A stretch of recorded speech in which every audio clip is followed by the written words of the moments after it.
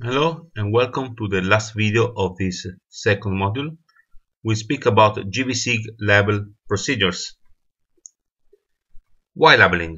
A label helps user to immediately read information concerning a single feature. And how should be a label? A label has to be easy to read and understand, and with a size that does not cover the symbols.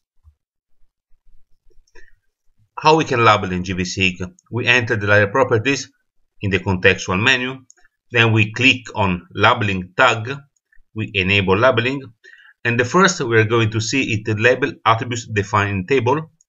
We select the field in the attribute table we want to contain the label we are going to show.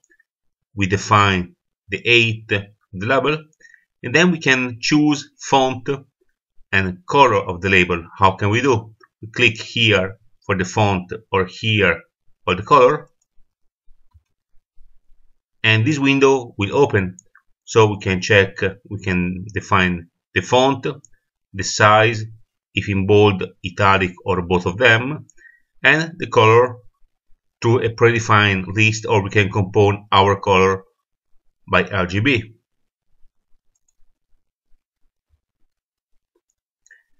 So here it is. It's very easy and very fast to label by default, but we can do something more. We can advance labeling. You remember enable labeling. Then instead of choosing label attributes defined table, we select user defined table.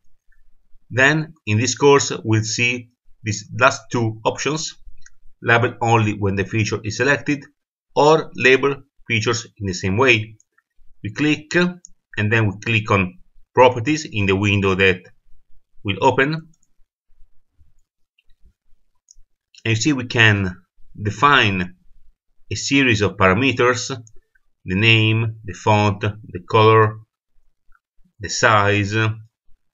If you want to use a halo around the text, the width of the halo. And once we have defined all these parameters, we click on here and we define the label. Let's say, for example, here I want just to label as country name, but I can compose also my label by adding different information in the field, in the table. Then I click on country name. In this case, I click add field, then accept, then OK. You see, in this case, I can also click on enable layer preview and allow label overlapping. Now when I select, we have already seen how to select the features.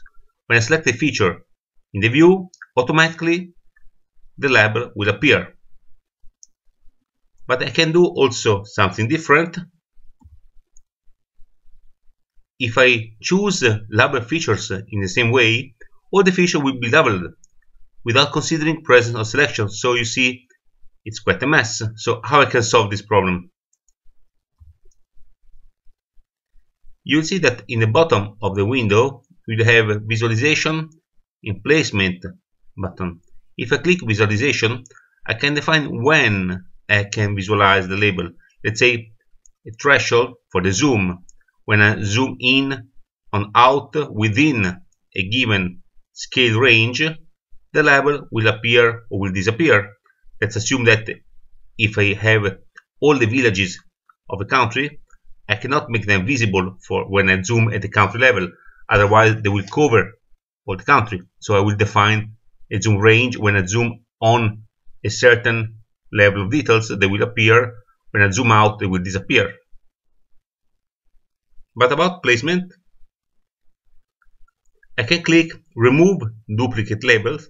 You see, in this case, the duplicate label will disappear, and it's much easier and better than before. I can place one label per feature that was before, and here I can choose if I want the label always horizontal or always straight. Once I have defined this parameter, I click on OK. But this is in case of polygon. In case of point, I will have this kind of window instead of what I've seen before. I can click new and I will define where the preferences, where to put label around the point. Let's assume that the point is here. And if I want to, this is the best point. Say I will click here, then I will click here, and it will define, let's say, the best selection for the user. So the best and the worst.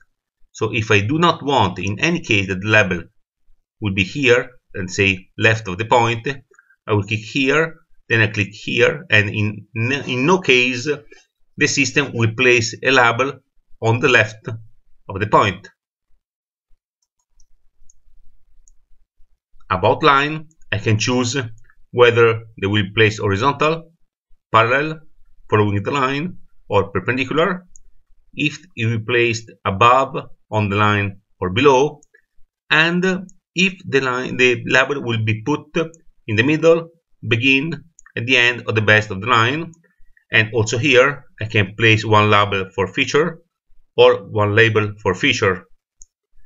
And let's say now we have finished this labeling. So next step will be analyze and edit the vector layers attribute tables. Keep in touch, because from Monday we'll deal with import and edit tables. Enjoy!